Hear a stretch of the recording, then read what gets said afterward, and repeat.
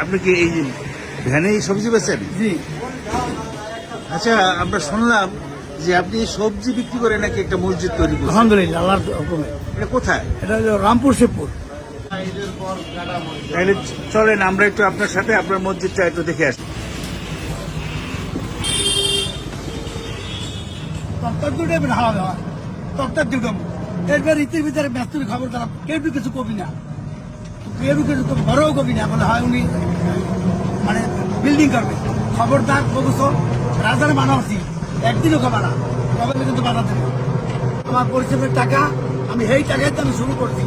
আলহামদুলিল্লাহ, আল্লাহ যদি হজ করায় পরে হইতে, তাহলে হইতে না, দরকার নেই আমার হজে।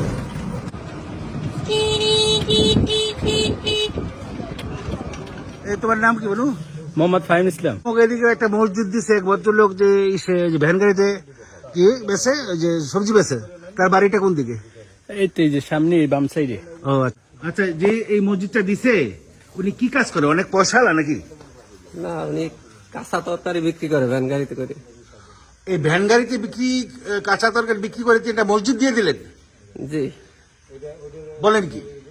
সে এই ভ্যানে ব্যবসা করে তিল তিল করে টাকা জমিয়ে সেই হজে যাওয়ার নিয়ত করেছিলেন।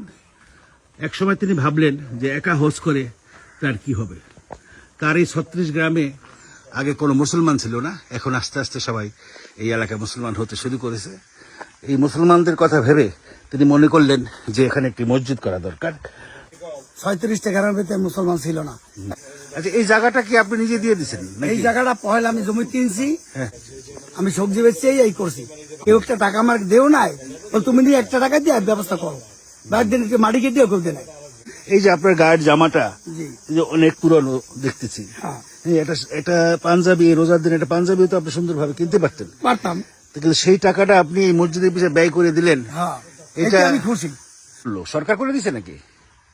জি না, এই মসজিদটা সরকার করে নাই। কে করছে? ভবিষ্যৎ আপনার চিন্তা ভাবনা কি মসজিদ পর্যন্তই করে থেমে যাবেন, নাকি অন্য কোনো চিন্তা ভাবনা আছে? অন্ত কোনো চিন্তা ভাবনা আছে, একটু মাদ্রাসা যদি আল্লাহ করতে দিয়ে করমু, এরপর একটু কবরস্থান করমু, এরপর আল্লাহ বাসালে একটু হজে যদি আল্লাহ নেই যাইতে পারি, যদি পারি জামু। এরপর খালে একটা গাডলা আছে, গাডলাতে তৈবে আমরা উঁচু গোসল করমু, এই জন্য খালে একটা গাডলা রাখবে। আমি তো এই আপনার সাথে হঠাৎ চলে আসছি, জি। তো আমি আপনাকে এই আমার কার্ড দিয়ে গেলাম, আপনি আমার সাথে যোগাযোগ করবেন, আমি আপনার এই মসজিদে আমার যথাসাধ্য মতো সাহায্য করবো ইনশাআল্লাহ।